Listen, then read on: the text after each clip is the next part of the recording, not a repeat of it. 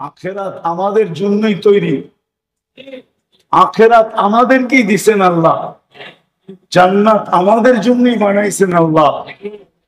যদি না বানাইতেন তাহলে আমি আপনার হাতে পায়ে ধরতাম না। আমাদের একটু চিন্তা করা উচিত যে আমি ওইখানে উন্নত থাকবো কিভাবে, ওইখানে চিরদিন আমি উন্নত থাকবো কিভাবে, চিরদিনের সফলতা আমি নিব কিভাবে। যুবক একটু ভাবো, চলে যেতে হবে। একটু আগেই বলছিলাম ওইখান থেকে বাহির হয়ে গেছে, কে কখন চলে যাব জানি না। কসম খোদা, কবরে রেখা আসবে আর কেউ খবর নেবে না। কসম খোদার কিচ্ছু দরকার ছিল না, কিচ্ছু দরকার ছিল না। সন্তান যদি প্রতিদিন একবার এই আহ বলতো, আহ আহ আব্বাকে কবরে রেখা আসছি, আম্মাকে রেখা আসছি, জানি না ওনারা কিরকম আছে, শুধু ডেলি যদি একবার এই শব্দটা বলতো, আমার বিশ্বাস কোন মুসলমানের মা বাবা যদি দুযোগীও হইতো তারপরও সে দুযোগে থাকতো না। এই সন্তানের আহের কারণে আল্লাহ তার কবরকে জান্নাতে রূপান্তরিত করতেন।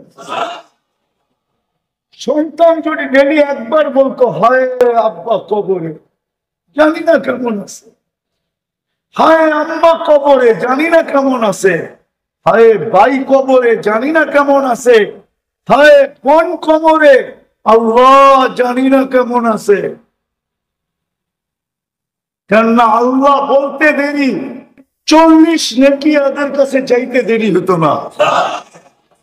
হইতে পারত 40 নেকি এরকম বড় চাদর হইতো যে 40 নেকি বলতো আযাব আসলে আমার উপর দিয়ে আসতে হবে।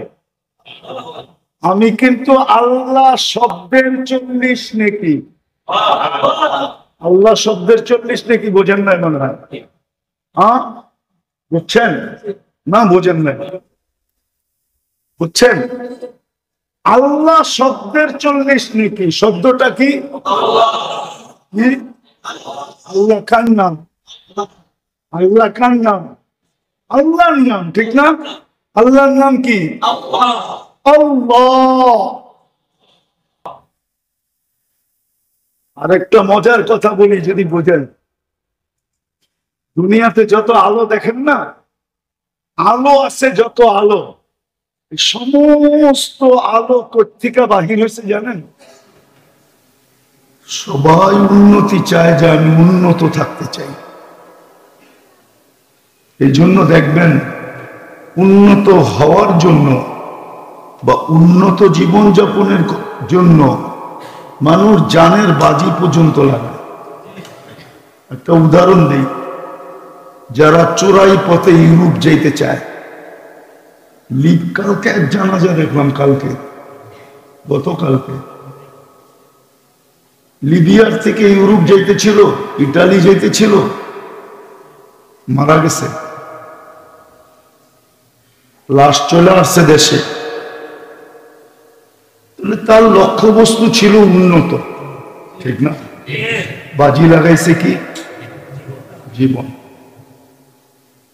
এরকম আমেরিকায় যায়, মেক্সিকো বর্ডার দিয়া, কোথায় মেক্সিকো কোথায় বাংলাদেশ, 2-4-10টা দেশ পাড়ি দিয়ে যেতে হয়। বাংলাদেশ থেকে মেক্সিকোর ডাইরেক্ট কোনো যোগাযোগ নেই, কোনো ফ্লাইট নেই, কোনো ভিসার ব্যবস্থা নেই। প্রথম যাইতে হয় ভেনিজুয়েলা, ওইখান থেকে টপকাইতে টপকাইতে টপকাইতে টপকাইতে যায় মেক্সিকো, তারপরে বর্ডার দিয়া জঙ্গল দিয়া ঢোকে। 30-40 লাখ টাকা বাজি, জানটা তো আসেই আছে, 30-40 লাখ টাকা লাগে। তো মানুষ উন্নতি চায়, সফলতা চায়, আফসোস কিন্তু এক জায়গায়, এই সামান্য দুনিয়ার জীবনে চায় 60-70 বৎসর। কত লোকই তো বাংলাদেশে পাওয়া যাবে যে মন মতো বাড়ি বানাইল, কিন্তু একদিনও থাকার সুযোগ হয় না। নাই? তাহলে আমার সাথে চলেন, আমি ওই বাড়িতে আপনাদেরকে নিয়ে যাব। কেউ থাকে না, বাড়িওয়ালারও থাকে না। বলছে যেই বাড়ি আমার আব্বাকে নিয়ে গেছে ওই বাড়িতে থাকি তো থাকি কি করে? এই বাড়ি ভালো না, অমঙ্গলময় বাড়ি, খালি পড়ে আছে, কেউ নাই, কেয়ারটেকারও থাকে না, ও ভয় পায়। তো মানুষ উন্নতি চায়, ঠিক না? মন মতো বানাইল এক রাত্র থাকতে পারল, বা মন মতো বানাইল। আচ্ছা আপনারাই বলেন বাড়িতে কতক্ষণ থাকেন? বলেন কতক্ষণ বলেন না? আচ্ছা মাইনা নিলাম 7 ঘন্টা, ঠিক না? 24 ঘন্টায় কয় ঘন্টা? 24 ঘন্টায় কয় ঘন্টা? তাহলে কয় ভাগের কয় ভাগ? 3 ভাগের 1 ভাগ না। 6 ঘন্টা হইলে 4 ভাগের 1 ভাগ, 4 6 24। তাহলে 3 ভাগই তো আপনি বাহিরে থাকেন। কিন্তু বাড়িটা বানাইছিলেন কেন? সুখে থাকার জন্য, ঠিক না? বলেন তো রোডে ঘাটে থাকেন, যে বাথরুমটা ব্যবহার করেন ওটা কি আপনার বাড়ির মতো? তো নাক চাইপা ব্যবহার করেন, ঠিক না? কিন্তু আপনি বাড়িতে করেন না কেন? এত সুন্দর দামি টাইলস দিয়ে বাথরুম বানাইলেন, আপনি বলবেন সুযোগ নেই, ঠিক না? হ্যাঁ, তো মানুষ সুখ চায় কিন্তু এই ছোট জীবনটা চায়। রাগ হয়েন না, একজনও এখানে নাই, না যুবক না বৃদ্ধ, না ঘরের অন্তরালে মা বোনরা 2 মিনিট বসে চিন্তা করছে যে আমি দুনিয়ায় তো সুখ চাই, উন্নতি চাই, কিন্তু অচিরেই তো আমি এখান থেকে চলে যাব, কবরে আমাকে রেখা আসবে, আখেরাতে আমি পারি জমাবো, আমি ওইখানে উন্নত থাকবো কিভাবে, ওইখানে আমি সুখে থাকবো কিভাবে? শুধু এতটুকু চিন্তা করছে 2 মিনিট। বলেন মসজিদ বড়া লোক আপনারা কেউ হাত উঠাইতে পারবেন যে আমি কোনোদিন বৈশা চিন্তা করছি যে আমি কবরে কিভাবে সুখে থাকবো, কবরে কিভাবে উন্নত থাকবো, আখেরাতে কিভাবে আমি উন্নত থাকবো, আখেরাতে কিভাবে সুখে থাকবো? আখেরাতের উন্নতির কথা তো বলা হয়েছে, আখেরাতের উন্নতিটা তো দুনিয়ার উন্নতির মতো না। দুনিয়ার যতই উন্নতি করেন আপনি, যতই বিলাস বহুল বাড়ি বানান, কিন্তু এটা মাটি দিয়েই তৈরি হবে। টাইলস বলেন এটাও মাটি, পাথর বলেন এটাও মাটি, না মাটি না? সবকিছুই মাটি। কেন হাদিসে আছে আর দুনিয়া মিনাত তুরাব, দুনিয়াটা আল্লাহ মাটি দিয়ে বানাইছেন। ওয়ামা ফিহা মিনাত তুরাব, এর ভিতরে যা কিছু দেখো সব মাটির থেকে উৎপন্ন, মাটির থেকে উৎপত্তি। লোহা দেখেন এটাও মাটির থেকে উৎপত্তি, যা দেখেন এটি সব মাটির থেকে উৎপত্তি। কি গ্যাস কোত্থেকে বেরোয়? তেল, হীরা, সোনা, রূপা, সবই তো মাটির থেকে হইতেছে। কিন্তু জান্নাতের কোনো জিনিস তো মাটির না, জান্নাতের কোনো জিনিস মাটির না। দুনিয়ার খাদ্যটা কোত্থেকে? জান্নাতের কোনো জিনিস তো মাটির থেকে না, কোনো জিনিস মাটির থেকে না। কেননা জান্নাতের মাটি তো মাটি না, জান্নাতের মাটি হলো মুশক আর জাফরান।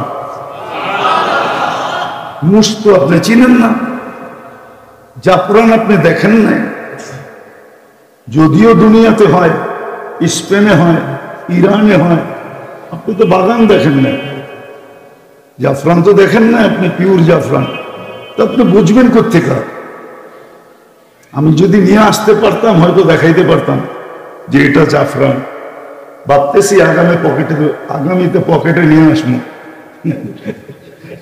যাতে মানুষ দেখে যে জাফরান কাকে বলে, গ্রান কিরকম। জান্নাতের মাটি তো মাটি না, মুশতাক জাফরান।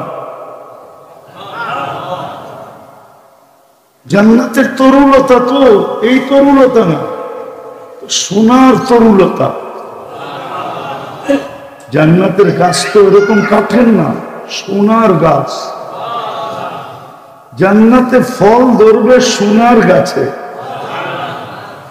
কাঠের গাছের চোষা যদি শ্বশুর বাড়িতে এত গ্রাম ছড়ায়, তাহলে সোনার গাছের চোষা কিরকম গ্রাম ছড়ায়? সোনার গাছের ল্যাংড়া কিরকম হবে? সোনার গাছের ফজলি কিরকম হবে? সোনার গাছের হাড়ি বাংলা কিরকম হবে? সোনার গাছের আমরুপালি কিরকম হবে বলেন? দুনিয়ার গাছের গোলাপ যদি এত গ্রান হয়, তাহলে সোনার গাছের গোলাপ কেমন হবে বলেন? পানির গাছের কলা যদি চিনি চাম্পা হয়, তাহলে সোনার গাছের কলা কি হবে? সাহাবা তো এটা ভাবতে ভাবতে, আল্লাহওয়ালারা, সাহাবারা, তাবেঈরা, এটা ভাবতে ভাবতেই ওনাদের দিলের থেকে দুনিয়া উড়ে গেছে। এজন্য দুনিয়া ভাবার সুযোগ হয় না। কেন? ওনারা সারাদিন ভাবতো জান্নাত নিয়ে, জান্নাতের কোনটা কেমন হবে। কেন? আল্লাহ রাসূল সাল্লাল্লাহু আলাইহি ওয়াসাল্লাম দেখা এসা ওনাদেরকে শুনাইছেন। আবার মাঝে মাঝে জমিনে বসে দেখতেন আর শুনাইতেন যে আমি দেখতেছি জান্নাতে এটা হইতেছে। যার কারণে ওনাদের দিলে লাগতো বেশি। আমরা তো আপনাদেরকে ওইভাবে শুনাইতেও পারি না, আর শুনানো হয় না। এক তো শুনানো হয় না, আবার ওইভাবে শুনাইতেও পারি না, বিধায় আমার সমাজের যুবকদের দিলে লাগে না। যুবকদের দিলে যদি রাখতো, তাহলে আমার বিশ্বাস যুবক তো এখন বাবা খায়া ঝুমে, ডাইল খায়া ঝুমে। রাগ হয়ে গেল মনে হয়। বাবা খায়া ঝুমতে থাকে, ডাইল খায়া আরো কি কি আছে এগুলা লয়া ঝুমতে থাকে, ঠিক না? তাহলে যুবক সারাদিন জান্নাতের চিন্তায় ঝুমতো। ওকে যদি জিজ্ঞাসা করতো তুই ঝুমোস কেন, তো কবে জান্নাতে যাব, দেখতে তো আসি কিন্তু যাইতে তো পারতেছি না। কেননা চিন্তা করতে করতে করতে করতে এক সময় দেখা যেত কি মনে হতো সামনেই আছে। যুবকরা আমার সাথে একমত হবে। আবার রাগ হয়ে যায় কিনা, গাড়ি আটকানো দেয় কিনা, রাগ হয়ে যাবা বলবো। আছে ওরা মনে মনে এক একজনে এক একজনরে ভাবতে ভাবতে ভাবতে ভাবতে তারপরে মেসেজে লেখে, বাড়িটা দূরে হলে কি হবে, তুমি তো সব সময় আমার লগেই থাকো, কাছেই থাকো, পাশেই থাকো, সামনেই থাকো, ঠিক না? না, ওরা রাগ হয়ে গেছে চেহারা এখন। সত্য তো। কেন? ভাবনা ভাবতে ভাবতে ভাবতে ভাবতে ভাবতে, এটা ভাবনার জিনিস, ভাবনার আয়নায় ওটা ছাইপা গেছে। এখন আর দূরে মনে হয় না, এখন আর কি কি মনে হয়? বলি না আমরা, তুমি দূরে থাকলে কি তোমার চেহারাটা আমার সামনে সবসময় বাঁচে। আমাদের যদি জান্নাত নিয়ে চিন্তা থাকতো, ভাবনা থাকতো, তাহলে আমাদের যুবকরাও সারাদিন ঝুমতো, মা বোনরাও ঝুমতো, আমরাও ঝুমতাম। যদি জিজ্ঞাসা করতো আপনাদের এই অবস্থা কেন, জান্নাত তো দেখি কিন্তু যাব কবে,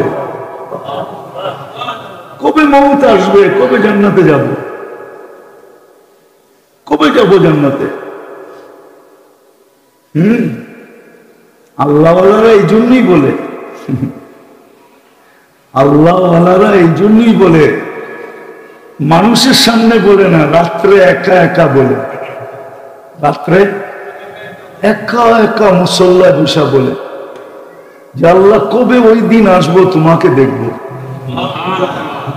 আর তো দেরি হয় না, আর তো দেরি। যেমন এখানে কোনো প্রবাসী নাই মনে হয়, কেউ আসিলেন প্রবাসে? আছে দুই একজন। কে আসিলেন প্রবাসে দেখি? মাশাআল্লাহ, অনেকই তো। নামান নামান নামান নামান। প্রবাস থেকে যখন প্লেনে ওঠে না বাড়িতে আসার জন্য, তখন মনে চায় প্লেনটা নিজে চালাই, ড্রাইভার মনে হয় আস্তে চালাইতেছে, ঠিক না? হ্যাঁ, আমি নিজে চালাইলে মনে হয় তাড়াতাড়ি যেতে পারি, ড্রাইভার খালি দেরি করতেছে। এরকম আস্তে চালাই কিনলে আবার একজন আরেকজনের কয় বেটা এত সময় লাগে নাকি? আজকে সময় বেশি লাগতেছে। তো ঠিক আল্লাহ রাত্রে বলে আল্লাহ কবে আসবে ওই দিন, এত দেরি কেন? মউত আসে না কেন? আপনাকে দেখবো কবে? জান্নাতে যাব কবে? এটা হলো ওদের ধারণার কারণে, চিন্তার কারণে। তো যেটা বুঝাইতেছিলাম, আমরা উন্নত হতে চাই, সবাই উন্নতি চায়, সবাই সফলতা চায়, কিন্তু রব্বে কাবার কসম আমরা ভাবতে চাই না। আমরা এই ছোট দুনিয়াটাই চাই, এই ছোট দুনিয়াটাই চাই। কিন্তু দুনিয়াটা আমাদেরকে প্রমাণ দিছে, হাজারো আইটেম পাক করতে পারো, কিন্তু হতে পারে তুমি নাও খেতে পারো। টাকার পাহাড় জমাইতে পারো, হতে পারে তুমি ভোগ নাও করতে পারো। সুন্দর থেকে সুন্দর বানাইতে পারো, হতে পারে থাকার সুযোগ একদিনও হবে না। কেননা এটা নিশ্চয়তা নেই। এইখানে সুখ স্থায়ী না, এইখানের উন্নতি স্থায়ী না, এইখানে সফলতা স্থায়ী না, দ্বিতীয় গ্যারান্টি যুক্ত না। গ্যারান্টি গ্যারান্টি আচ্ছা বলেন, রাগ হয় না কিন্তু বুঝানোর জন্য বলতেছি। যারা প্রবাসে ছিলেন, আপনাদের অর্থে বাড়িওয়ালারা যতটুক সুখে ছিল, আপনি কি অতটুক সুখে ওইখানে ছিলেন? কয় ভাগের কয় ভাগ ছিলেন? হিসাব করতে দেখা যাবে 100 ভাগের 1 ভাগও ছিলেন না। কেন আমি তো সোমবারে আসছি কোরিয়া থেকে, আমি বছরে 2-3 বার যাই। এইবারও আমার লম্বা সফর ছিল। আমি এর আগে গিয়ে আসছি ইংল্যান্ড, কানাডা, মিশর, সৌদি আরব। আইসা আবার কয়েকদিন পরে চলে গেছি কোরিয়া, আসছি সোমবারে। আমরা তো প্রবাসীদেরকে দেখি, বড় কাছের থেকে দেখি। ওরা পাইলে আমাদেরকে ঘুমাইতে দেয় না, যে হুজুর মনের কথাগুলো তো বাড়িওয়ালাদেরকে বলা যায় না, কেননা কাউকে কাছেই পাই না, কাকে বলবো।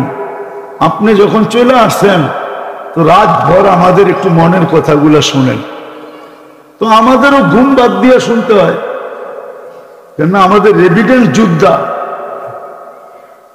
শুনতে হয়। সত্য কথা বলি, সারা রাত ঘুমাইতে দেন। একজনের পর একজন আসে মনের দুঃখের কথা বলে।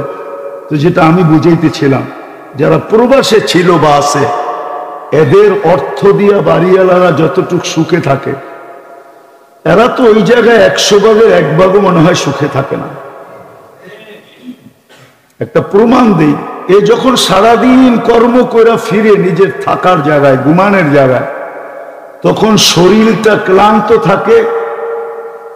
ঘরে ফেরার সাথে সাথে দেশের চিত্রগুলা চতুর্দিকে সামনে থাকে, আরেকদিকে শরীর ঘুম চায়, আরাম চায়। তো কোনো মতে কষ্টে বাড়ির চিত্রগুলাকে একপাশে করে শূন্যতার একটা কুলবালিশ নিয়ে কখনো খায়া ঘুমায়, কখনো না খায়া ঘুমায় যায়। যে খাওয়া ঘুমের থেকে উঠে দেখা যাবে, এরকমই মনে হয়, এরকমই মনে হয় হইতো, ঠিক না? বেশিরভাগই এরকম হতো। যেটা বুঝাইতেছিলাম মেরে দোস্ত, আমরা উন্নতি চাই, আমরা সফলতা চাই, কিন্তু এই ছোট জীবনে চাই। আসলে মানুষ হিসাবে, সৃষ্টির সেরা হিসাবে আমরা সৃষ্টির সেরা। সৃষ্টির ভিতরে সবচেয়ে উন্নত বিবেক আল্লাহ আমাদেরকে দিয়েছেন, উন্নত বুদ্ধি আল্লাহ আমাদেরকে দিয়েছেন, উন্নত বিদ্যা আল্লাহ আমাদেরকে দিয়েছেন, উন্নত রূপ দিয়েছেন আমাদেরকে। মানুষের মতো গঠন আল্লাহ, উন্নত গঠন রব্বে কাবার কসম কোন সৃষ্টিকে দেন নাই। মানুষের মতো উন্নত গঠন, উন্নত রূপ, সবকিছু উন্নত দিছেন। দেন নাই কি? সবই মানুষকে দিছেন।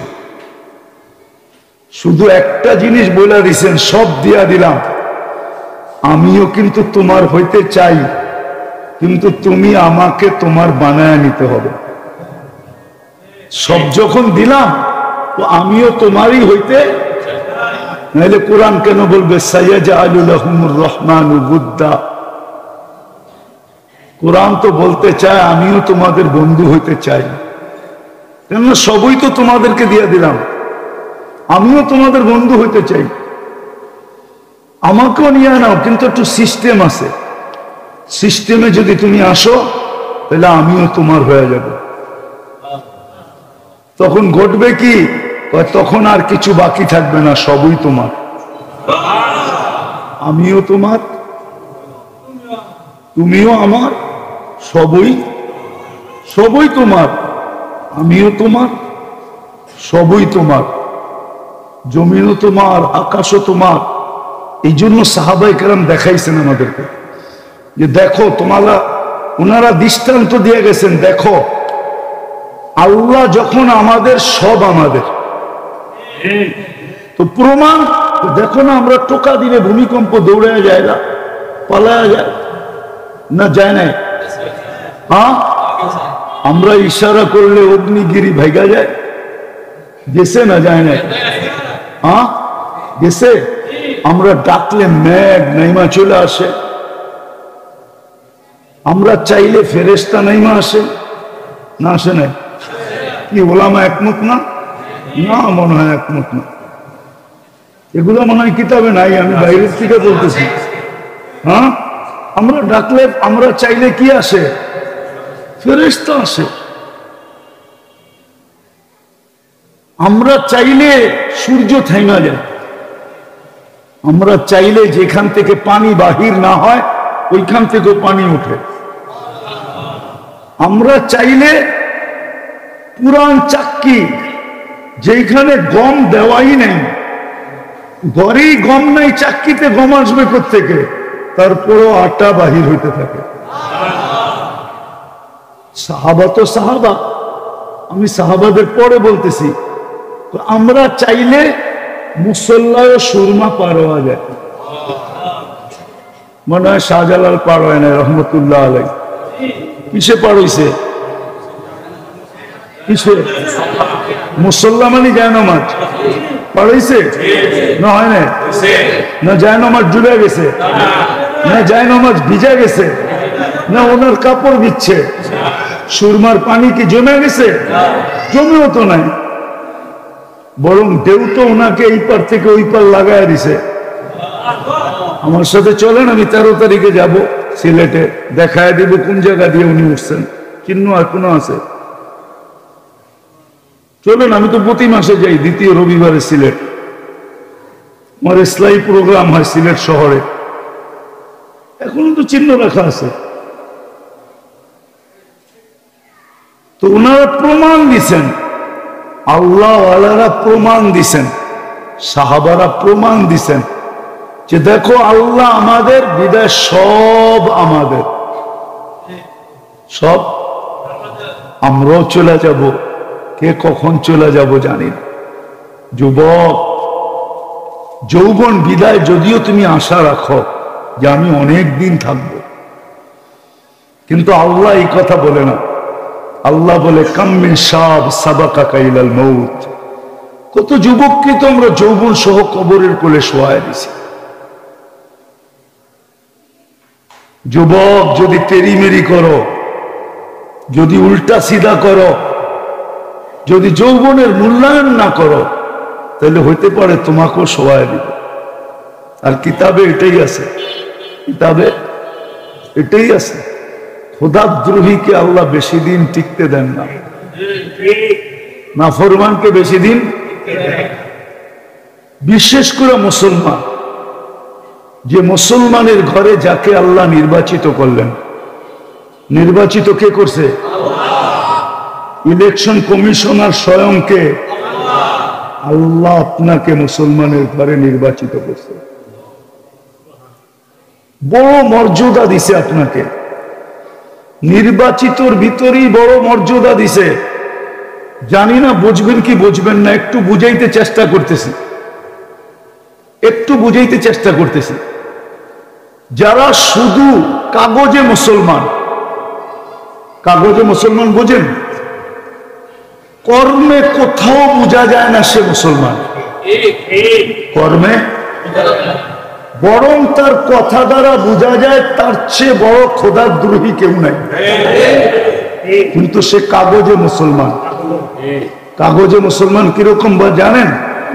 যেইখানে ধর্ম লিখতে হয়, যেইখানে সরকারিভাবে ঘোষণা দিতে হয় যে তোমার ধর্ম কি, তো সে চুপে লেখা আসে ইসলাম। এটা হলো কাগজে মুসলমান, এটা হলো কি। কিন্তু এখন সব অনলাইন ব্যবস্থা, কি এইখানে লিখতে দেরি, সারা দুনিয়া অনলাইনে জানতে দেরি করে নাই যে ও কিন্তু চুপে লেখা দিয়ে আসছে। যখন জিজ্ঞাসা করা হয়েছে তোমার ধর্ম কি, তো চুপে লেখা দিয়ে আসছে কি, সারা দুনিয়া কিন্তু জেনে গেছে। দুযোগে যখন কাফেররা ওকে জিজ্ঞাসা করবে যে আমরা তো অনলাইনে দেখলাম তুমি ইসলাম লেখা আসলে, কিন্তু ছিলে তো তুমি মুসলমানের মতো না, তোমার কর্ম আমাদের মতোই ছিল, এই জন্যই তো তুমি আমাদের সাথে, কিন্তু তুমি যে ইসলামটা লিখতে সব জায়গায়, এই লেখাটা তোমাকে কি কাজে দিল?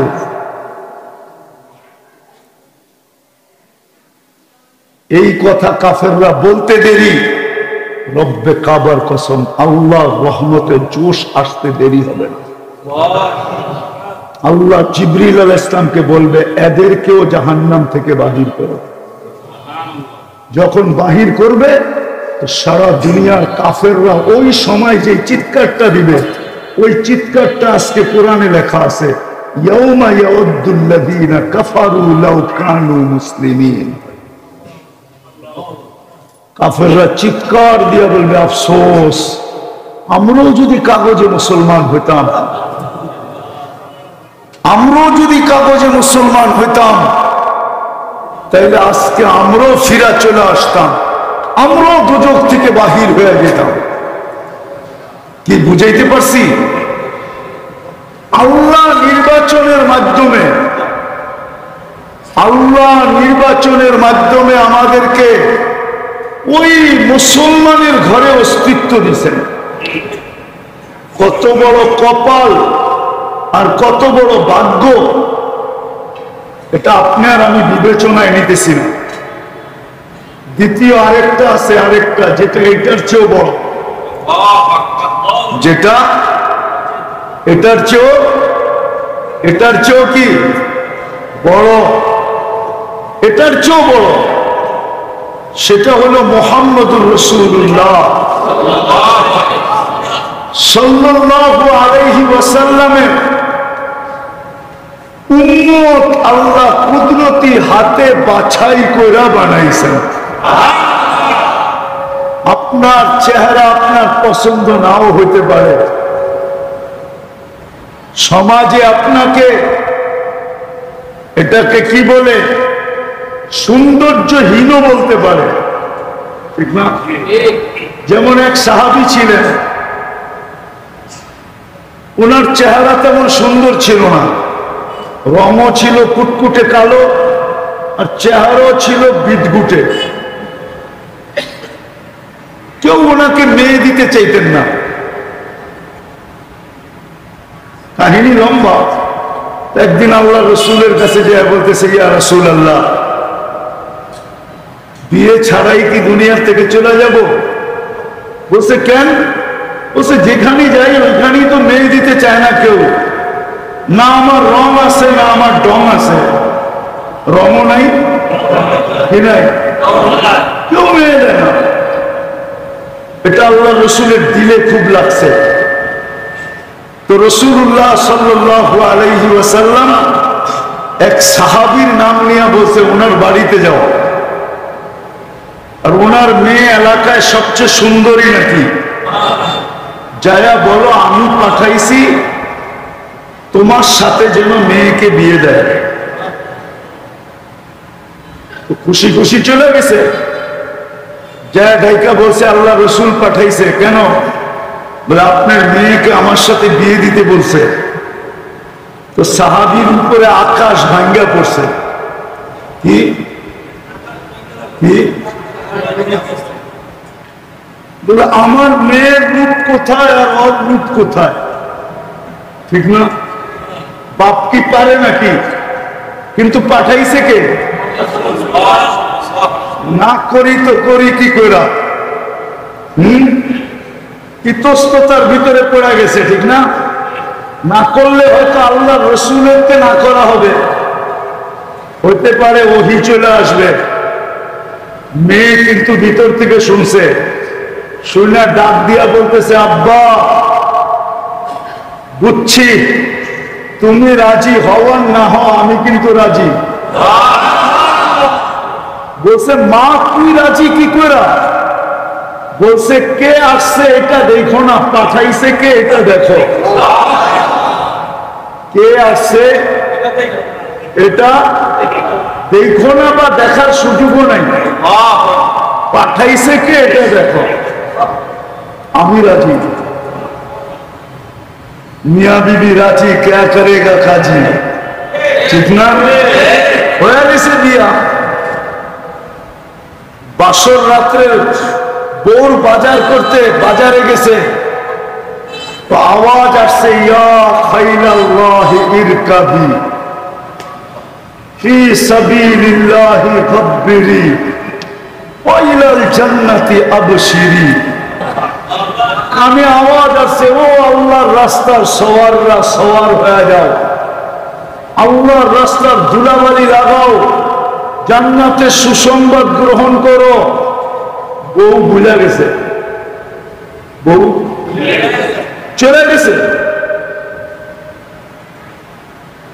লড়তে লড়তে একটু পরে শহীদ হয়ে গেছে।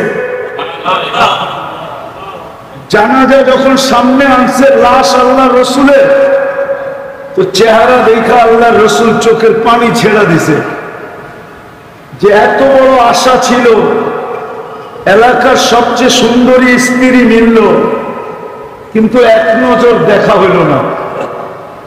চোখের পানি ছেড়া দিছেন, উপরে তাকায়া মুস্কি হেসা দিছেন, একটু পরে চেহারা ফিরে নিছেন।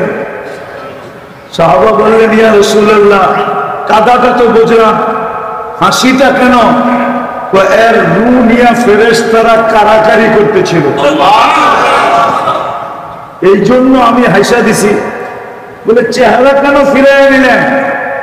জান্নাতের হুরেরা, জান্নাতের স্ত্রীরা একে স্বাগত জানানোর জন্য যখন আগে আসতেছিল, রূপের বাহার জলসায়া, রূপের বাহার জলসায়া বোঝেন? বোঝেন না মনে হয়, বিয়া শাদী করেন নাই, করতে বুঝবেন। রূপের বাহার জলসায়া আগের দিকে যখন আসতেছিল, আর জান্নাতের লেহেঙ্গা ঘুরায় ঘুরায়, লেহেঙ্গা বোঝেন? কি হ্যাঁ, প্রথম দিন একটু ভাব বেশি দেখায়, ঠিক না? মনে হয় বোঝেন নাই কিছু, প্রথম দিন একটু ভাব, বিয়ে শাদী তো করে নাই, করতে বুঝবো, ঠিক না? তো যখন এইভাবে আসতেছিল, তো আমি চেহারা ফিরাইছি, কেন স্ত্রী তো আমার দেখার অধিকার নাই, আমার দেখার অধিকার নেই। তো যেটা বুঝাইতেছিলাম মেরে দোস্ত, আজকে এই ছোট জীবনটা তো সুখী হতে চাই, কিন্তু যেটার কোনো নিশ্চয়তা, গ্যারান্টি, প্রমাণ দেওয়া যাবে, ঠিক না? কতজনে বানাইলো মন মতো, কিন্তু এক রাত্র থাকতে পারলো না, ঠিক না? কতজন তো বানাইলো, এসি ফেসি কত কিছু লাগাইলো, ঠিক না? একটু আরাম করে ঘুমাবে, ঠিক না?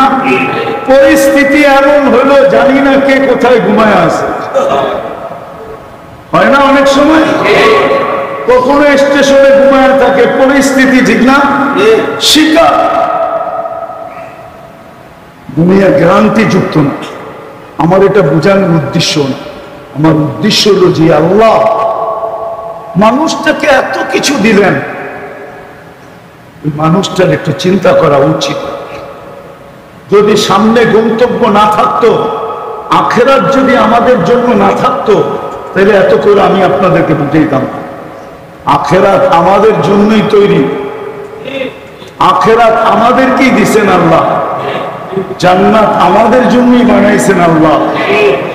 যদি না বানাইতেন তাহলে আমি আপনার হাতে পায়ে ধরতাম না। আমাদের একটু চিন্তা করা উচিত যে আমি ওইখানে উন্নত থাকবো কিভাবে, ওইখানে চিরদিন আমি উন্নত থাকবো কিভাবে, চিরদিনের সফলতা আমি নিব কিভাবে। যুবক একটু ভাবো, চলে যেতে হবে। একটু আগেই বলছিলাম ওইখান থেকেই বাহির হয়ে গেছি, কে কখন করে চলে যাব জানি না। কসম খোদা, কবরে রেখা আসবে, আর কেউ খবর নেবে না। কসম খোদার, কিচ্ছু দরকার ছিল না, কিচ্ছু দরকার ছিল না। সন্তান যদি প্রতিদিন একবার এই আহ বলতো, আহ আহ, আব্বাকে কবরে রেখা আসছি, আম্মাকে রেখা আসছি, জানি না ওনারা কিরকম আছে। শুধু ডেলি যদি একবার এই শব্দটা বলতো, আমার বিশ্বাস কোন মুসলমানের মা বাবা যদি দুযোগীও হইতো, তারপরও সে দুযোগে থাকতো না। এই সন্তানের আহের কারণে আল্লাহ তার কবরকে জান্নাতে রূপান্তরিত করতেন। সন্তান যদি ডেলি একবার বলতো, হায় আব্বা কবরে, জানি না কেমন আছে, হায় আম্মা কবরে, জানি না কেমন আছে, হায় ভাই কবরে, জানি না কেমন আছে, হায় বোন কবরে, আল্লাহ জানি না কেমন আছে। কেননা আল্লাহ বলতে দেরি, 40 নেকি এদের কাছে যাইতে দেরি হতো না। হতে পারত 40 নেকি এরকম বড় চাদর হতো যে 40 নেকি বলতো আযাব আসলে আমার উপর দিয়ে আসতে হবে। আমি কিন্তু আল্লাহ শব্দের 40 নেকি, আল্লাহ শব্দের 40 নেকি বোঝেন না মনে হয়? হ্যাঁ বুঝছেন না? বোঝেন না, বুঝছেন? আল্লাহ শব্দের 40 নেকি, শব্দটা কি? আল্লাহ কার নাম? আল্লাহ কার নাম? আল্লাহর নাম, ঠিক না? আল্লাহর নাম কি? আল্লাহ।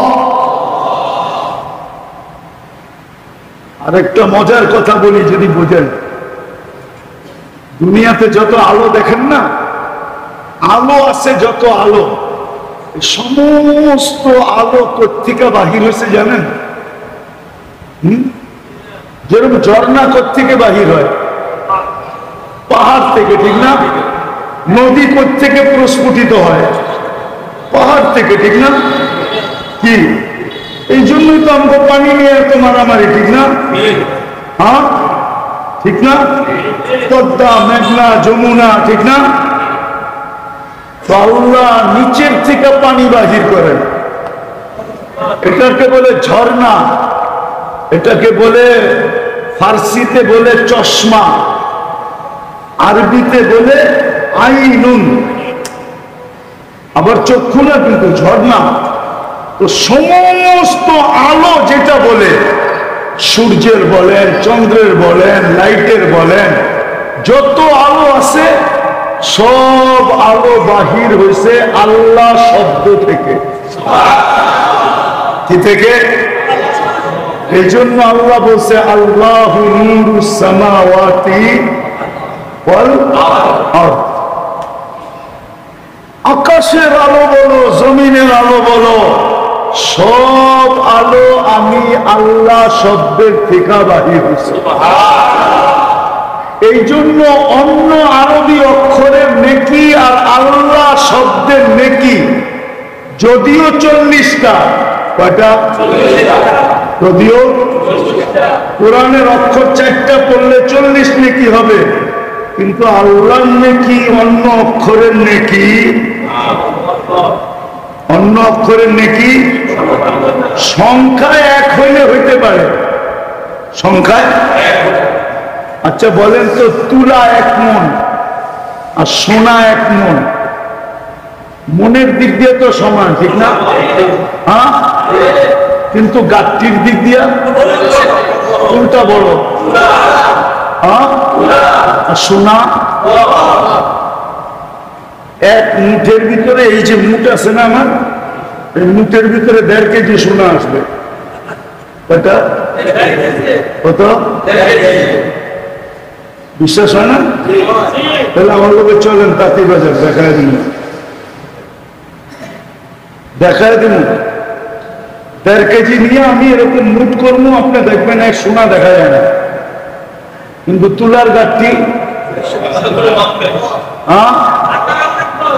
ঠিক আল্লাহ শব্দের নেকিও 40, কিন্তু গাঠটিটা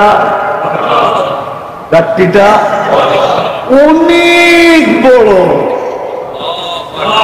অনেক।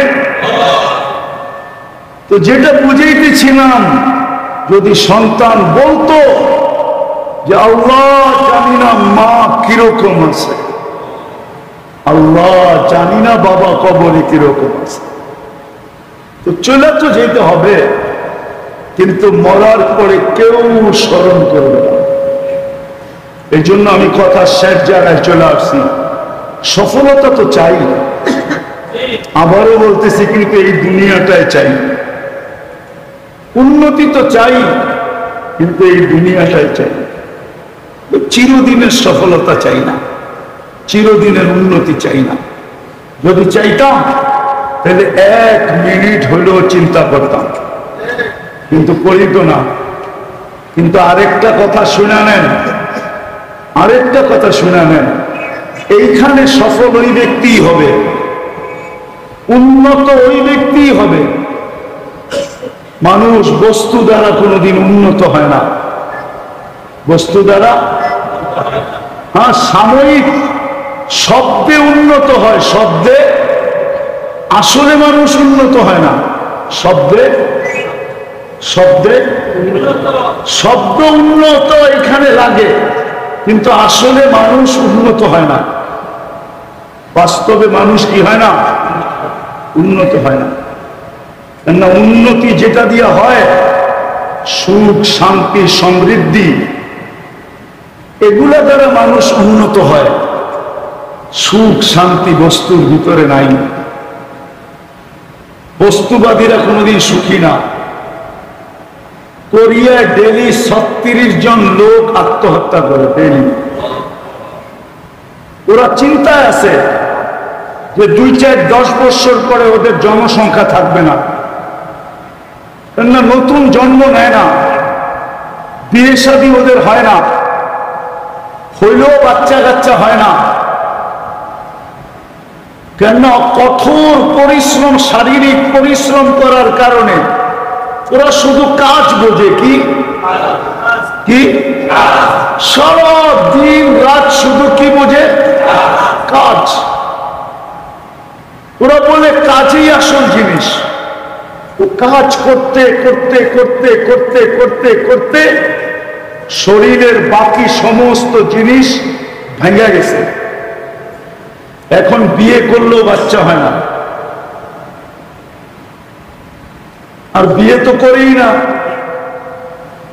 নতুন জন্ম নেয় না, আত্মহত্যায় মারা যায় ডেলি 36 জন। স্বাভাবিক মৃত্যু আছে এর চেয়ে কয়েক গুণ বেশি। তো ডেলি মরতে মরতে মরতে মরতে ওরা এখন চিন্তিত যে 2-4-20 বছর পরে কোরিয়া আর কোনো লোক থাকবে না, কোরিয়ান থাকবে না। এরকম সারা উন্নত দুনিয়া এরকমই, কেন ওদের লোক সংখ্যা কমতেছে দ্রুত গতিতে, পরিশ্রম করতে করতে করতে করতে করতে শরীরের পুরা সব ভাঙা গেছে। এখন বিয়ে করলেও বাচ্চা হয় না, আর বিয়ে করার মন মানসিকতাও নাই নাই, দিন দিন মরতেছে। আল্লাহর খেলা বোঝা তো বহুত মুশকিল, আল্লাহর খেলা বুঝা বড় হ্যাঁ। কি একটা প্রবাদ দেখতে আছে না, আল্লাহর মায় দুনিয়ার ভাই ওরে কেরামত, ঠিক না? আল্লাহর মায় শুধু দুনিয়ার না, আল্লাহর মায় জ্ঞান ধারণা সবকিছুর বাইরে, সবকিছুর বাহিরে, ঠিক না? ওরে কেরামত মনে শোনেন না ছোটবেলায়? এটা গ্রাম্য গজল আছিল, ওইখানেরই দুটা ছন্দ। আল্লাহর মায় বুঝা কোনো মুশকিল কি? আল্লাহর মায়। আমি এই যে কানাডা গিয়ে আসলাম, এই বছর বাংলাদেশের থেকে সবচেয়ে বেশি লোক কানাডায় ঢুকছে।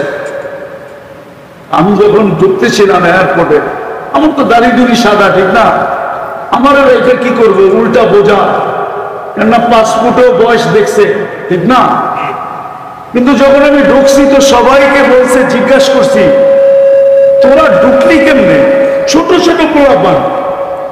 হুজুর এয়ারপোর্টে যখন আসছি তো আমাদেরকে বলছে থাকলে ঢুকতে দিন, আর না থাকলে এই ফ্লাইটই ফেরত পাঠায় দিন। বল কোনটা করবি? তোরা তো গেছেই থাকতে, তো খুশি খুশি বলছে থাকবো।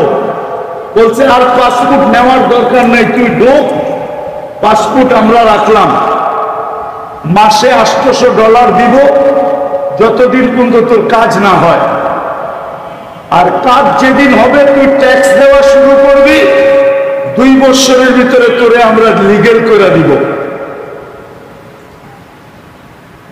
80% পাসপোর্ট এরকম এয়ারপোর্টে রেখে দিছে,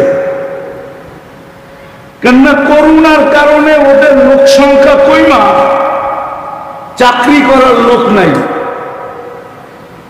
লোক সংখ্যা কমে গেছে। মাত্র 2.25 কোটি লোক কানাডার মতো দেশে, তো 2.25 কোটি লোক। তো এই ঠেলায় বাঙালিরা স্রোতের মতো ঢুকছে। যাইয়া দেখতেছি ঠ্যাঙ্গের উপরে ঠ্যাং উঠায় $800 পায়। জিজ্ঞাসা করছি কিরে কি অবস্থা? খায়ালে 30-35 টাকা বাড়িতে পাঠাইতে পারি। সারাদিন কি করস? আর করবো কি, যা দেখেন এটাই করি। মনে হয় বুঝেন নাই। কি বুঝছেন? কি বুঝছেন? সারাদিন মোবাইল দেখে। তো আমি জমা করে বললাম মোবাইল দেখে কি লাভ হবে, এখন তো সুযোগ আছে, চল আল্লাহর রাস্তায় কিছু সময় লাগা। তো আলহামদুলিল্লাহ 10-15টা জামাত তৈরি হয়েছে, এখনো 3-4টা জামাত 3 চিল্লা লাগাইতেছে। চিল্লা আলাদা চিল্লা শেষ হয়ে গেছে, দিন আলাদা দিন শেষ হয়ে গেছে, 3 চিল্লা এখন চলতেছে, আর এই আওয়াজই চলতেছে। আমি বলি লাগালো আগে, পরে দেখা যাবে কি হয়। তো মেরে দোস্ত, যেটা বুঝাইতেছিলাম, কেমনে বুঝাইলে আপনারা বুঝবেন। আমি আমার জাতিরে কেমনে বুঝাবো আমি খুঁজা পাই না, বিশেষ করে যুবকদেরকে কেমনে বুঝাবো। এরা কি করে দিনের জন্য চাপায়া পড়বে জানি না।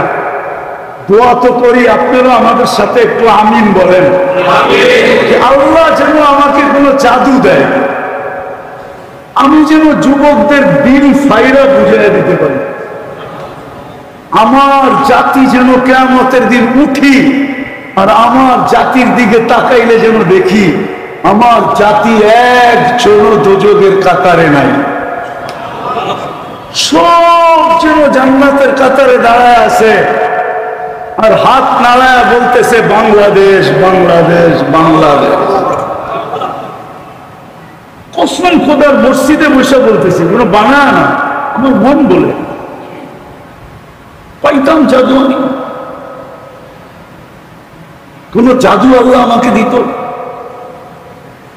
তো যেটা বুঝাইতেছিলাম, আসল সফলতা ওইখানে, আসল উন্নতি ওইখানে।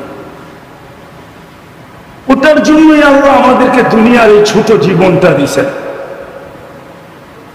অন্য উন্নতকে আল্লাহ খাটাইছেন অনেক লম্বা, কাউকে 1000 বছর খাটাইছেন, কাউকে 800 বছর খাটাইছেন, কাউকে 900 বছর খাটাইছেন, কাউকে 700 বছর খাটাইছেন, কাউকে 500 বছর খাটাইছেন।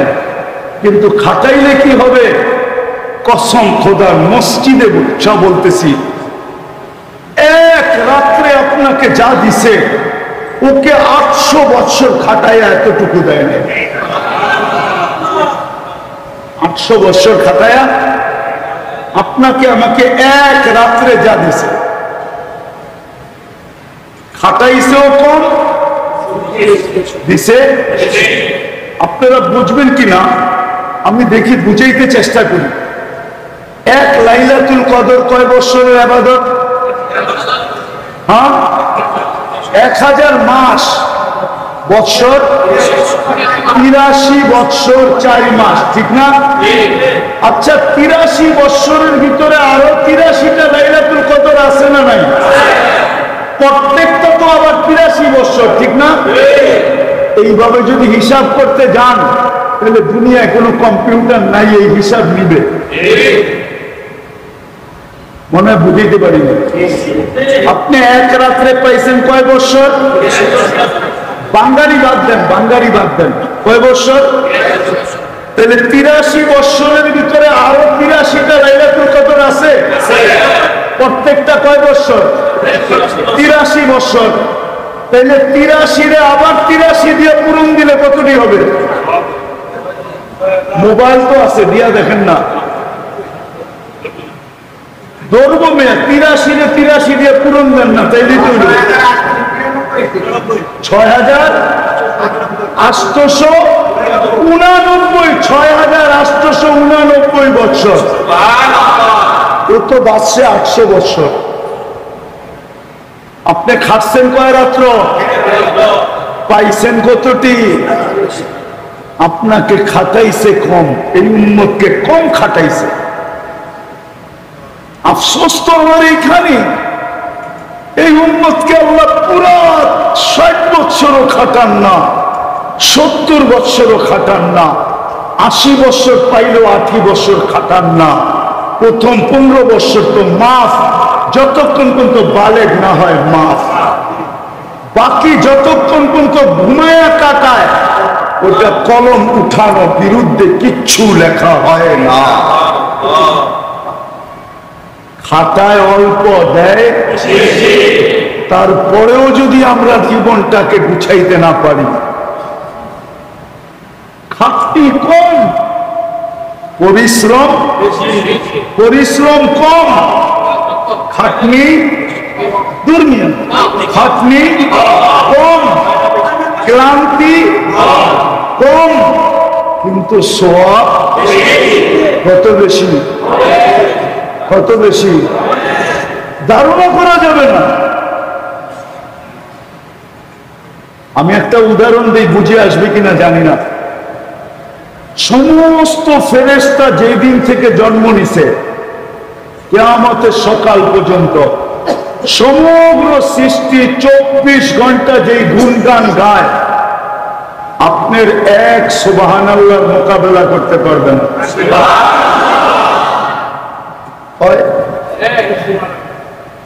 কেননা ওদের গুণগানে কোনো বিনিময় নাই, ওদের গুণগানে নাই বিনিময়, আজর সওয়াব।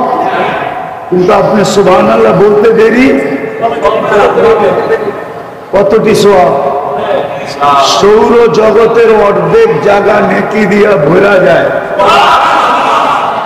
জান্নাতের ভিতরে একটা গাছ লাগে, দ্রুতগামী ঘোড়া যদি আপনি 100 বৎসর অনাবরত চালান, তাইলে এর পরিধি অতিক্রম করতে পারবেন না।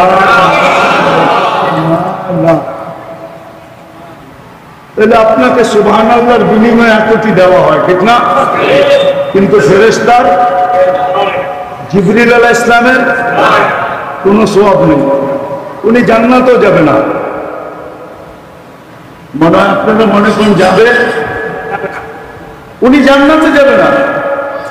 উনি আজকেও আমাদের সেবা করতেছে, জান্নাতেও উনি আমাদের সেবা করবে। সেবা সেবা সেবা সেবা সেবা সেবা। উনি জান্নাতেও আমাদের সেবা করবে, জান্নাতেও উনি আমাদের ডিউটি করবে। জান্নাতীদের ডিউটি আছে ওনার, উনি জান্নাত ভোগ করবে না।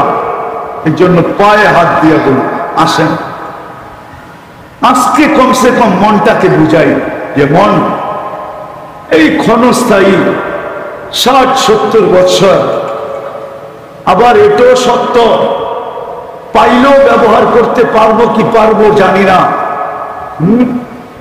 কত মানুষের জানেই তো নিজের পাকানো লোকমায় দিল, মনে হয় বোঝেন না? নিজের পাকানো লোকমা বোঝেন তো? মুখে খানা নিছে, নাকে মুখে উঠে গলায় আটকায় গেছে, জান চলে গেছে, হয় না? হ্যাঁ, তাহলে এই দুনিয়াটা নিয়ে না ভাইবা, চলেন আজকের থেকে আমরা ভাবি যে আমরা ওইখানের উন্নতি চাই, আমরা ওইখানের উন্নতি চাই, ওইখানে সফলতা চাই। ওটার জন্য পরিশ্রম বেশি করতে হবে না, এই উম্মতের করতে হবে না, এই উম্মতের করতে হবে না। আপনি জানেন না আপনি কোন উম্মত,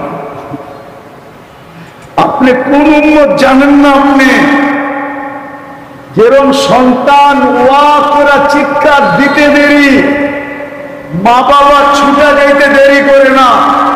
রব্বে কাবার কসম, আপনি আপনার গুনাহকে দেখা, গুনাহ করতে করতে করতে করতে করতে করতে কোন পর্বে যদি আপনার দিলে ধাক্কা লাগে, আর আপনি যদি বইলা বসেন হায় আল্লাহ আমি করলাম কি, আপনি হায় বলতে দেরি, এইখানে তো ছেলের কান্নার মা বাবা ছুটে আসতে দেরি করে না, আপনার হায়ের উপরে আল্লাহ ছুটে আসতে দেরি করে। বিশ্বাস হয় না? আমি হাদিস দিতেছি, ফালাম্মা তায়াক্কানতা বিল বাওয়ার ওয়া যানানতা আন্নাকা মিন আহলিন নার মানাহতু ইলাইকা রিদওয়ানি ওয়াল্লাইতু ইলাইকা গুফরানি কুনতু লাকা লা তাহজান গফারতু লাকা যুনুবা ওয়াল আওসার ওয়া লিআজলিকা সাম্মাইতু নাফসি আল আজিজুল গফফার। আফসোস যদি আপনারা আরবি বুঝতেন তাহলে আমার কথার তর্জমা হয়ে যেত যে কান্না শোনা, মা বাবা আসতে দেরি করে আসে, কিন্তু সময়ের আগে ছুটে আসতে কাছে, কিন্তু বান্দা গুনাহ, এই উম্মত গুনাহ করতে করতে করতে করতে করতে করতে করতে কোন পর্বে যদি যে দিলে ধাক্কা লাগে, কোন যুবকের দিলে ধাক্কা লাগে, নারীর দিলে ধাক্কা লাগে, পুরুষের দিলে ধাক্কা লাগে, আর ও যদি শুধু হাতও না উঠায়, আর যদি বলে হায় করলাম কি, রব্বে কাবার কসম, ভালোবাসায় আল্লাহ ছুটে আসতে মা বাবা সমানও সময় লাগে না, সেকেন্ডও লাগে না, সেকেন্ডও লাগে না, আল্লাহ ছুটে চলে আসে। আমি তো হাদিসে কুদসি দিলাম, আপনি তর্জমা করে দেখেন। আবার বলতেছি, ফালাম্মা তায়াক্কানতা বিল বাওয়ার ওয়া যানানতা আন্নাকা মিন আহলিন নার মানাহতু ইলাইকা রিদওয়ানি ওয়াল্লাইতু ইলাইকা গুফরানি কুনতু লাকা লা তাহজান গফারতু লাকা যুনুবা ওয়াল আওসার ওয়া লিআজলিকা সাম্মাইতু নাফসি আল আজিজুল গফফার। বলেন না সুবহানাল্লাহ। এতটুক সেকেন্ড সময় লাগে না, আল্লাহ ছুটা চলে এসে গুনাহ মাফ করে। আরেক হাদিস বলি, হায় কোন গুনাহগার কোন পর্বে, কাহিনীটাকে ছোট করে আনতেছি, কোন গুনাহগার, এমন গুনাহগার যে নবী বিতাড়িত করে দিছে, নবী মুসা আলাইহিস সালাম বিতাড়িত করে দিছে, ওর বদমাশি আর গুনাহ দেখা সইতে পারেন না, বিতাড়িত করে দিচ্ছেন, ধাক্কা আদায় করে দিচ্ছেন। কে? মুসা আলাইহিস সালাম, চিনেন? কালিমুল্লাহ, যার কিতাব আল্লাহ নিজের হাতে লেখছেন। ওই বদমাশ যখন মরার সময় বলতেছিল, ইয়া মান লা তাদুররুহু যুনুব ওয়ালা তানফা, ও আল্লাহ গুনায় তোর কোনো ক্ষতি সাধিত করে না, মাফ করে দিলে তোমার ভান্ডারে কমে না, আমুতু ফরিদান ওয়াহিদা, একা একা মরতেছি, আনতা কুলতা আনতাল গফুরুর রহিম, আপনি বলছেন আপনি গফুরুর রহিম, আমাকে মাফ না করলে আপনি গফুরুর রহিম হয়ে আমার লাভটা হইলটা কি? বলতে দেরি, শুধু গুনাহ মাফ করেন নাই। ওর জানাজা মুসা আলাইহিস সালাম করছেন, আল্লাহ মুসা আলাইহিস সালামকে দিয়ে পড়াইছেন, বনি ইসরাইলকে ওই জানাজায় শরীক করছেন, আর ঘোষণা দিছে যে আমার বন্ধুর জানাজা পড়বে, শুধু মাফ করেন না, বন্ধু বলছেন, বন্ধু, যে আমার বন্ধুর জানাজা পড়বে ও গুনাহ মাফ করে দিন। যদি বনি ইসরাইলেরটা হইতে পারে, আপনি তো উম্মতে মুহাম্মদী। কে আপনি? কার উম্মত?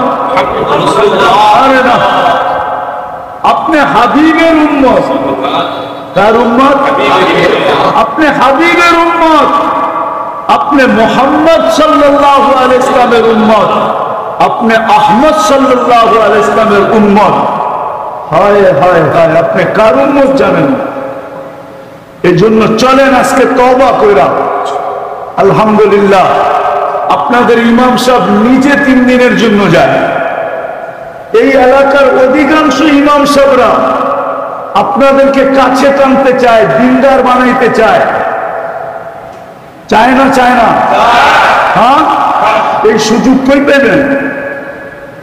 আসেন আজকে তওবা কইরা, এই এলাকায় যত ইমাম সাহেব আছে, আলেম ওলামা আছে, আমরা এদের সঙ্গে হয়ে যাই। আমরা আমাদের পক্ষ থেকে বলি, হুজুর আপনারা আগে চলেন, আমরা আপনাদের সাথে আছি। আমাদেরকে যখন বলবেন তখন পাবেন, যখন বলবেন তখনই আমরা লাব্বাইক, ঠিক না? আমরা দুনিয়ার সুখ চাই না, আমরা আখিরাতের সুখ চাই। আমরা দুনিয়ার উন্নতি চাই না, আখিরাতের উন্নতি চাই।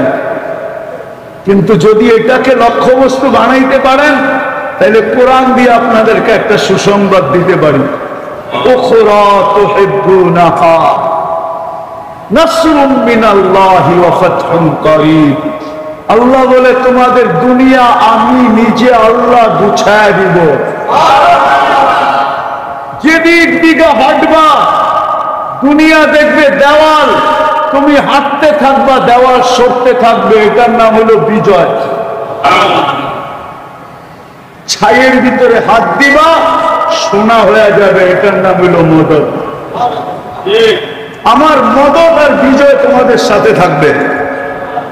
আরেক হাদিসও শোনায় দিই, মান জাআলাল হুমুমা হাম্মান ওয়াহিদা, যে ওটাকে লক্ষ্যবস্তু বানাবে আখিরাতকে, আল্লাহ বলে তার দুনিয়া আমি নিজে গুছায়া দিব দিব দিব দিব দিব দিব দিব। একটা কথা বলেন তো, দুনিয়ার সবচেয়ে উন্নত খাওয়া কারা খায়? কে কে খায়? কে খায়? হ্যাঁ, আরে না, আমি খালি ইমাম সভ্য কথা কোন খেলে, আমরা জানি না আপনার ঘরের কি টিফিন কারি আছে। কে খায়? দুনিয়ার সবচেয়ে উন্নত খাওয়া মুসলমান খায়। কে খায়? কে খায়? রব্বে কাবার কসম, আমি অহংকার করে বলতেছি না, কোরিয়া আমার 103 নম্বর দেশ ছিল। কত? 103 নম্বর, 103 হয়ে গেছে। দোয়া করেন ডাবল সেঞ্চুরি হয়ে যায়। আমিন বলেন না? গোস্ত দিয়া মুসলমান যত আইটেম বানাইতে জানে, রব্বে কাবার কসম দুনিয়ার কোন উন্নত দেশে এই আইটেম বানাইতে জানে না। মুসলমান এক গোস্ত দিয়া যত আইটেম বানাইতে জানে, আমাদের মা বোনরা শাক দিয়া যত আইটেম বানাইতে জানে, শাক দিয়া দুনিয়ার কোন উন্নত দেশের লোক এক আইটেমও বানাইতে জানে না। এক আইটেম। ওরে শাক খাওয়ায়া বলা দিমু, আমাদের মা বোনরা শাক দিয়া যত আইটেম বানায়, ওই বিজাতি করে খাওয়ায়া কমু, এটা দুনিয়ার টপ ক্লাসের কি চাইনিজ। দুনিয়ার টপ ক্লাসের চাইনিজ বইলা খাবে, আর খায়া খালি আঙ্গুল চুষবে আর দেখবে কেমনে বানাইলো, এটা কি ও জানি না এটা কি, কিন্তু বানাইছে কি দিয়া? ডাল দিয়া, শাক দিয়া, তরকারি দিয়া, মাছ দিয়া। বিশ্বাস হয় না? 2008-এর কথা বলতেছি, 8-এর কথা। আমি ইউরোপ সফর করতেছিলাম, তো ইটালিতে খাইতে বসছি। ইটালির এক নবমুসলিম শিল্পপতি আমার সাথে বসছে। তো বৈশা দেখি খায় না, খালি দেখে। আমি বললাম তুই খাস না কেন, দেখোস কেন? তো আমি একটা চিন্তা করতেছি। কি চিন্তা? জান্নাতে যে এত আইটেম হইব আমার বিশ্বাস হয়ে গেছে। আমি কি কেমনে তুই বিশ্বাস করলি? মাছের আইটেমই 25টা।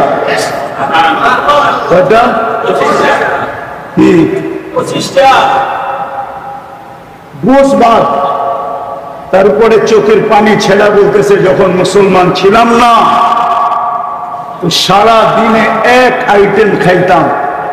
হয়তো একটা বার্গার কিনতাম, এক হাতে একটা ড্রিঙ্কস থাকতো, এক হাতে বার্গার কামড়াইতাম আর একটু ড্রিঙ্কস খাইতাম। দুপুর বেলার খাওয়া শেষ, রাত্রে একটু পিজা মিজা খাইতাম। আমরা তো এক আইটেমের বেশি 2 আইটেম কোনোদিন চোখে দেখি নাই। আর আজকে তো এই দস্তরখানে দেখতেছি শুধু মাছের আইটেমই 25টা। কয়টা? 25টা। গোস বাদ দিলাম, গোস। আমার মনে আছে একবার ইন্দোনেশিয়ার প্রেসিডেন্ট আমাদেরকে দাওয়াত দিয়েছিলেন, আজ থেকে অনেক বছর আগে, 2012-13-তে হবে। তাহলে মনে করেন 12-13 বছর আগে। আপনাদের এই মসজিদের 4 গুণ বড় হবে, হল রুম আরো বড় হবে। বাবরচি আনছে ইন্ডিয়ার থেকে। ইন্দোনেশিয়ার প্রেসিডেন্ট বলে কথা, 17,800 দিন তাবলীগের মুরব্বীদেরকে খাওয়াবে। আমরা ইস্তেমায় গেছিলাম, তো হল রুমে যখন খাওয়া সাজাইছে তারপরে আমাদেরকে ডাকছে। খাওয়া দেখে আমাদের চোখের পানি চলে আসছে যে এতটি তো এক চিমটি করে খাইলেও পেটে জায়গা হবে না। রাজা তো, বাদশাহ তো, প্রেসিডেন্ট তো তার শান অনুযায়ী পাকাইছে, ঠিক না? ঠিক না? আমি তো খাবো আমার পেটের মাপ অনুযায়ী, ঠিক না? আরেকবারের কাহিনী বলতেছি আপনাদেরকে। গেছিলাম আমি জিবুতি একটা দেশ আছে, জিবুতি। আবার যুবতী মনে করেন না। তো ওইখানে তারেক জামিলও সাথে ছিল। তো মশওয়ারার ভিতরে ওইখানে 50টা কবিরা আসছে, গোত্র। ওরা বলছে যে আমরা আমাদের ডিশ খাওয়াবো মাশায়েখদেরকে, মুরব্বীদেরকে। ওইখানে আমির সাহেব বলছে অনুমতি দিয়া দাও, নাহলে কিন্তু সবার কোমরে পিস্তল আছে, গুলি করে দিতে পারে। আমরা অনুমতি দিছি। দুপুরে খাওয়া লাগছে বড় হল রুমে। আমার রুম আর তারেক জামিলের রুম পাশাপাশি ছিল। তো ও আগে বাইরে আমারে ডাকছে, ওই এদিকে আসো, খাওয়ার অনুমতি তো দিলা, চলো খাইতে।